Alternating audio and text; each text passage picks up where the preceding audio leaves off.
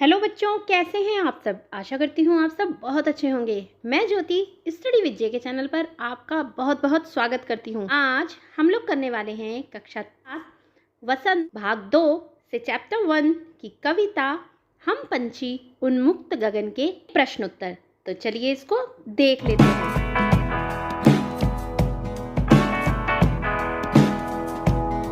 प्रश्न अभ्यास कविता से। हर तरह की सुख सुविधाएं पाकर भी पंछी पिंजरे में बंद क्यों नहीं रहना चाहते। तो इसका उत्तर है, हर तरह की सुख सुविधाएं पाकर भी पंछी पिंजरे में नहीं रहना चाहते क्योंकि वह उन्मुक्त गगन का पंछी है। वह पिंजरे में रहकर न गा पाएगा न ही अपने पंख फैला पाएगा, क्योंकि अगर वह पिंजरे में पंख फैलाएगा तो पिंजरे की सलाखों से लड़कर उसके पंख टूट जाएंगे। अगला प्रश्न है प्रश्न नंबर 2। पंछी उन्मुक्त रहकर अपनी कौन कौन सी इच्छाएं पूरी करना चाहते हैं। इसका उत्तर है, पंछी उन्मुक्त रहकर खुले आसमान में उड़ना चाहते हैं, नीम की कड़वी निबोरियां खाना चाहते हैं, नदी का बहता हुआ जल पीना चाहते हैं। अब देखते हैं अगले प्रश्न को। भाव स्पष्ट कीजिए। या तो क्षितिज मिलन बन जाता या तंती सांसों की डोरी। इस पंक्ति का भाव है कि या तो पंछी उड़कर वहां पहुंच जाएगा जहां जमीन और आसमान मिलते हैं, या तो उसकी सांसों की डोर टूट जाएगी। कविता से आगे प्रश्न है, बहुत से लोग पक्षी पालते हैं, पक्षियों को पालना उचित है अथवा नहीं, अपने विचार लिखिए। आपने देखा होगा बहुत से लोग पक्षियों को पालते हैं, कोई तोते पालता है, कोई कबूतर पालता है। आपको क्या लगता है, पक्षियों को पालना चाहिए कि नहीं पालना चाहिए? अपने विचार प्रस्तुत करिए। जो पक्षी होते हैं ना बच्चों, उनको खुले आकाश में उड़ना पसंद होता है। कोई भी स्वतंत्रता नहीं चाहता, पिंजरों में नहीं रहना चाहता, चाहे उसको कोई सोने का ही पिंजरा क्यों ना दे दे। कुछ लोग अपने इंटरटेनमेंट के लिए, अपने मनोरंजन के लिए पक्षियों को पालते हैं। तो ये आपको बताना है कि पक्षियों को पालना चाहिए कि नहीं पालना चाहिए। अगर आपने कोई ऐसे स्पेस में पक्षियों को पाल रखा है जहाँ पे उनको पिंजरों में नहीं रहना पड़ता, तो ये ठीक बात है कि आप उनकी अच्छे से केयर कर रहे हो, अच्छे से उनको खाना दे रहे हो, टाइमली पानी दे रहे हो पीने के लिए, तो ठीक बात है। लेकिन अगर आप उनको पिंजरों में कैद करके रख रहे हो तो आई थिंक, मुझे ऐसा लगता है कि ये बिल्कुल भी उचित नहीं है। आपको अपने विचार लिखने हैं कि पक्षियों को पालना चाहिए या नहीं पालना चाहिए। तो पक्षियों को पालना उचित तब है जब हम उन्हें पिंजरे में कैद करके ना रखें, क्योंकि पक्षी जो होते हैं वो खुले आसमान में उड़ना पसंद करते हैं। उन्हें पिंजरे में रखकर हम उनकी आज़ादी उनसे छीन लेते हैं। बता सकते हैं, आप अपने विचार इसमें लिख सकते हैं कि ऐसा करना चाहिए कि नहीं करना चाहिए। अगला प्रश्न है, क्या आपने या आपकी जानकारी में किसी ने कभी कोई पक्षी पाला है? उनकी देख रेख किस प्रकार की जाती होगी, लिखिए। क्या आपकी जानकारी में कोई ऐसा है जिसने पक्षियों को पाला है? तो उसकी देख रेख वो किस तरह से करते हैं, उसके बारे में आपको लिखना है। सकते हैं कि क्या आपके आसपास में कोई ऐसा है, या क्या आपने खुद कभी किसी पक्षी को पाला है, तो उसकी आप देख रेख किस तरह से करते हैं, ये आपको इसका उत्तर स्वयं बताना है कि आपने ऐसा देखा है, उसकी वो देख रेख किस तरह से करते हैं। अगला प्रश्न है, पक्षियों को पिंजरे में बंद करने से केवल उनकी आज़ादी का हनन ही नहीं होता अपितु पर्यावरण भी प्रभावित होता है। इस विषय पर 10 पंक्तियों में अपने विचार लिखिए।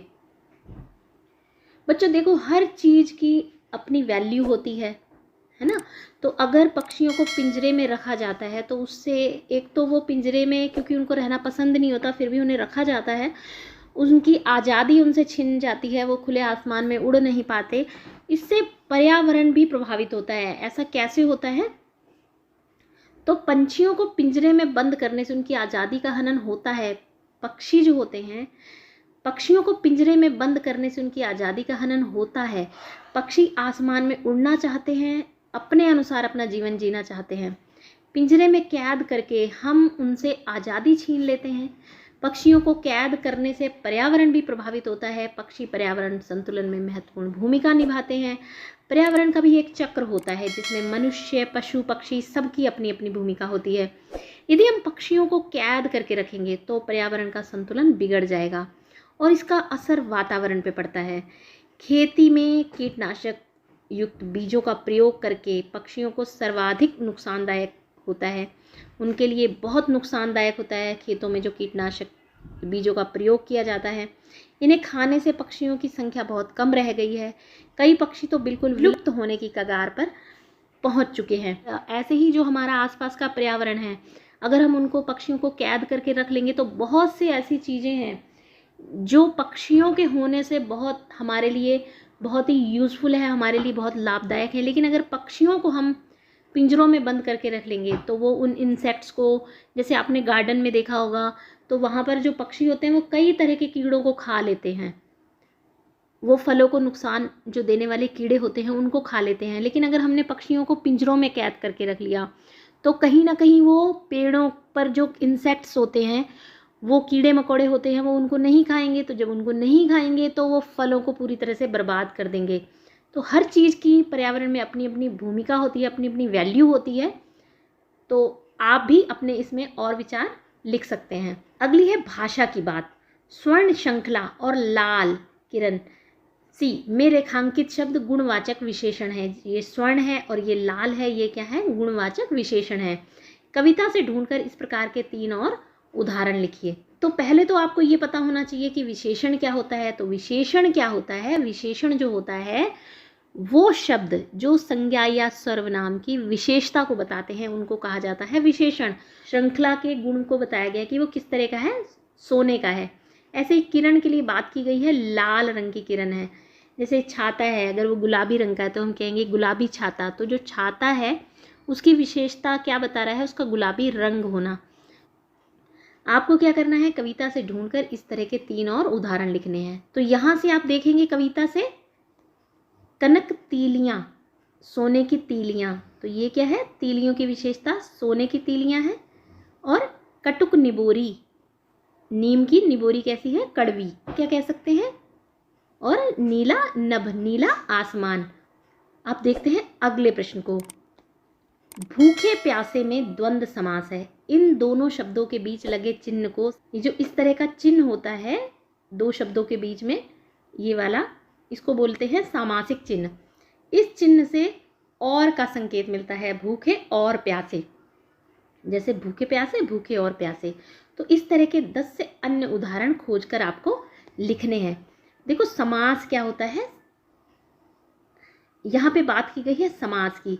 इसके बारे में मैं आपके लिए डिटेल में वीडियो लेकर आऊंगी कि समास क्या होता है, समास कितने प्रकार का होता है। समास कहते किसे हैं? जो आपस में संबंध रखने वाले 2 या 2 से अधिक शब्दों के बीच में जब विभक्ति हटाकर उन दोनों शब्दों को मिलाया जाता है तब उस मेल को समास कहा जाता है।